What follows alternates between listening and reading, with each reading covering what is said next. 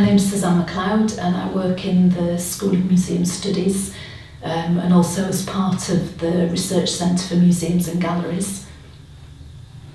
I'm Anna from Fundación TIPA Foundation in Argentina. We are here for a few days working together on a project. Fundación TIPA develops opportunities for museum professionals in Latin America to rethink their practice and the way they think of museums and their role in society. And I'm Maya, and I also work at TIPA Foundation, and I'm also working on this project, which will be mainly focused on the role of small museums and the potential social impact in Latin America.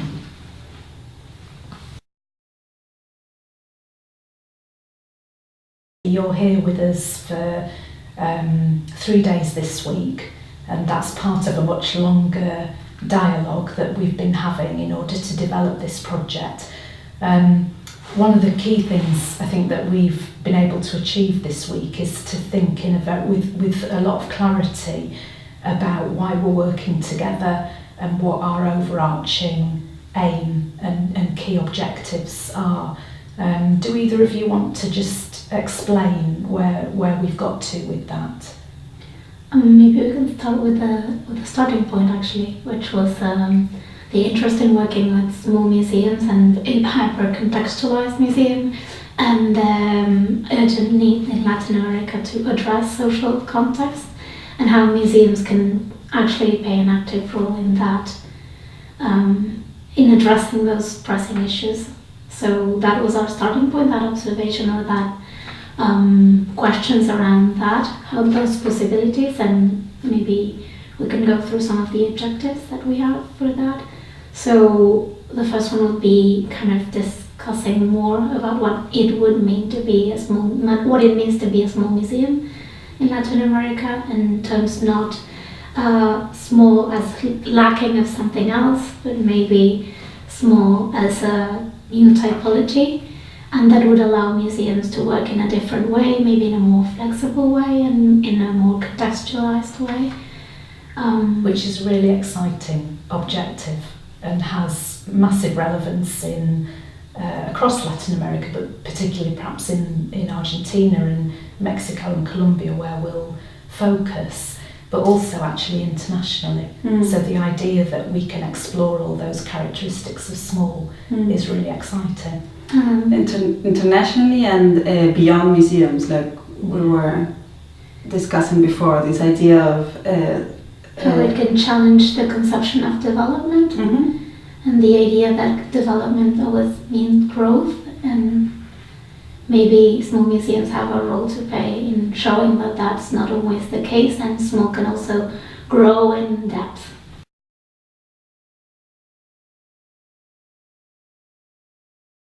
And I was recounting the story yesterday of interviewing for another project, interviewing Americo, the director of TIPA, and suddenly finding that our conversation went off in lots of different directions, and then being really thrilled to find that I was on a flight to Colombia to come and take part in an event that TIPA was organising.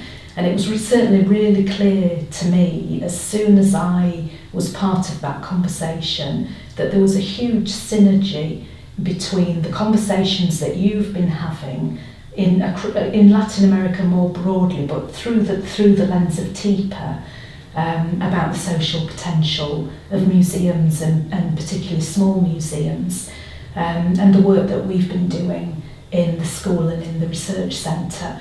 And I'm sure there are lots of reasons why, historical and social and political reasons why, those conversations actually feel incredibly close together. It feels like there are lots of shared agendas, but it also feels to me as though there's an openness in Latin America to ideas.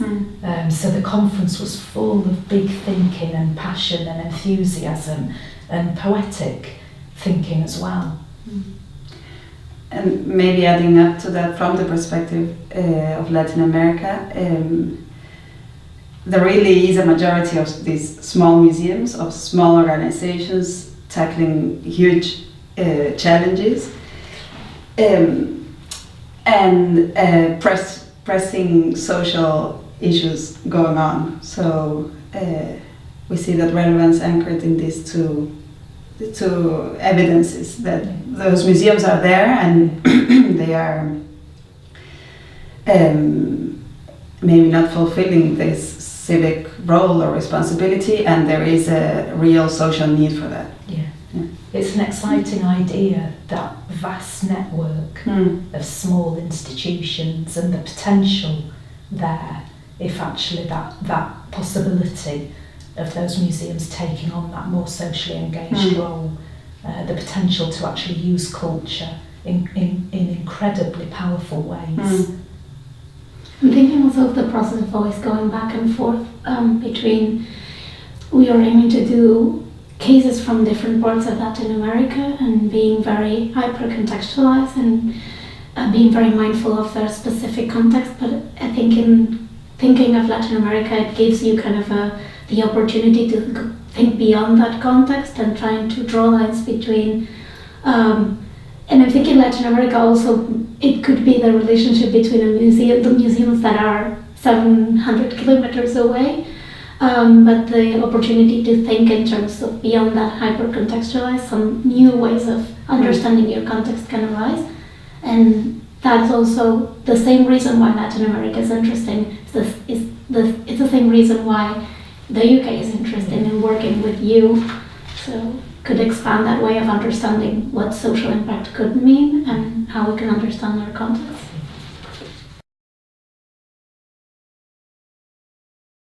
One of the things we're going to do as part of the project, which of course is absolutely central to the aims of the project, is work with 6 museum partners, a cluster of partners in Argentina, and then partners also in Colombia and Mexico. And it feels as though, even though we're at the point where we're still working through and working with those partners to work out the detail of what those museum experiments are going to be, it feels as though that's absolutely right for this project, that we're active and we're learning together and we're testing and exploring and gathering impact as we go. I haven't had the luxury yet of sitting down. I'm looking forward in the next few weeks to sitting down with some of the partners and having those conversations. But how do you think they would describe that process, and why is that a process that they're interested in being involved in? I think the partners that we've chosen, they have some experience in working in this direction. They have gone under some learnings in working with the community. What this project might reinforce or bring in is a more reflective understanding of that social context. So directly working with communities, but also understanding, studying, analyzing, doing a diagnosis of what is going on in terms of social issues regarding discrimination, how community relates to it within itself, poverty. So what's going on in the present of that community, and in a more of a sociological perspective, right?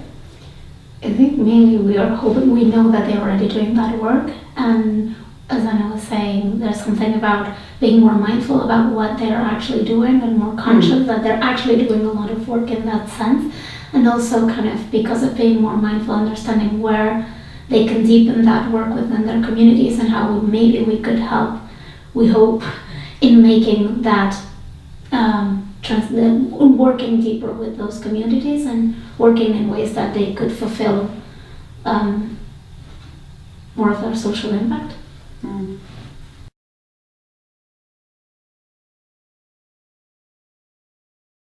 This toy museum is a relatively new museum located in the outskirts of Buenos Aires, in a spot that where two radically different